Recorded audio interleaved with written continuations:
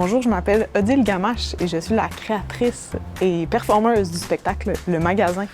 Je vous invite en coulisses.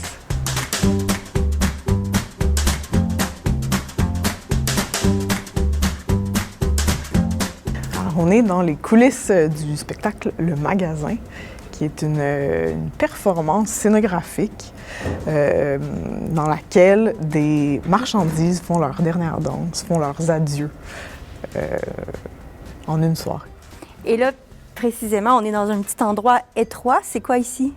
On est comme dans l'arrière-boutique, si on veut, parce que c'est un spectacle qui est composé en 2 espaces, puis c'est vraiment un relais de tableaux. Fait qu'il y a vraiment une magie qui nous permet d'activer des scènes à l'avant puis à l'arrière. Je suis accompagnée sur scène d'un machiniste, Fred Nadeau, qui m'aide à créer ce ballet qui est assez techniquement complexe.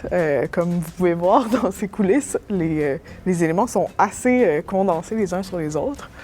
On a ici le rideau qui ouvre le spectacle. La modique somme de 79,99 $.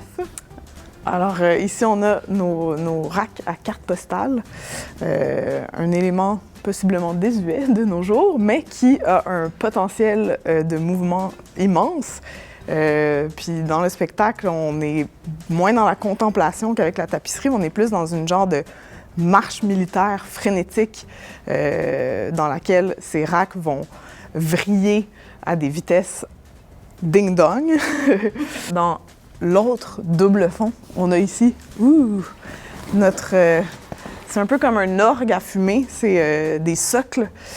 On les appelle les socles corinthiens, mais qui sont vidés de leurs produits parce que là, le magasin s'épuise. Fait qu'on est ici à l'arrière, puis on a vraiment des corridors de fumée, puis c'est le machiniste qui se promène comme ça avec la machine à fumer pour créer des jets de fumée. Donc c'est comme un peu les socles qui crachent leur dernier souffle. Puis on a ici finalement la galaxie de talons hauts qui va s'activer tout doucement dans une scène assez onirique. C'est un peu comme si on était projeté finalement dans l'espace, puis que ces talons hauts-là, qui n'avaient pas trouvé preneur, étaient suspendus dans un espace-temps infini, loin des acheteurs. Donc ça, c'est la star du show. Le gland, qui sert à accrocher des rideaux habituellement. Pour la petite histoire, ça en est une des marchandises que j'avais vues dans une vitrine qui était évachée au fond de la vitrine, puis dont personne s'était occupé pendant des semaines. Puis je repassais devant la vitrine, puis je voyais le gland au sol, puis je m'inquiétais pour le gland, puis j'étais comme « Mais qui va le remettre? Qui va le remettre? » Puis aussi, qui va l'acheter, puis qui met encore dans sa maison ce genre de gland pour attacher ses rideaux. Puis il est comme devenu un des personnages du magasin. Puis là, j'ai voulu qu'il s'élève puis qu'il puisse danser pleinement.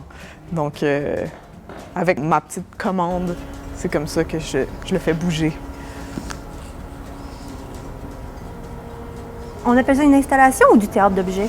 C'est du théâtre. Le public est installé à l'italienne, donc c'est sans parole, mais ça reste du théâtre. En fait, dans le processus, on est passé par une étape où on avait 4 vitrines, puis les spectateurs étaient au centre. On est passé par des étapes déambulatoires. Je pense que ça a comme pris un moment avant d'assumer que même si c'était un spectacle scénographique, il pouvait être complètement à l'italienne, puis prendre son rôle de pièce de théâtre. C'est comme si ça a pris un moment, mais je trouve que c'est beau qu'on soit assis, un public comme ça, devant une matière qui parle, puis qu'elle utilise un autre langage, un langage vraiment plus axé vers les sens. Puis je trouve que ça donne aussi beaucoup d'espace aux spectateurs qui sont dans la salle pour dialoguer avec l'œuvre. Donc ça, je trouve ça assez beau qu'on soit tous ensemble devant la matière.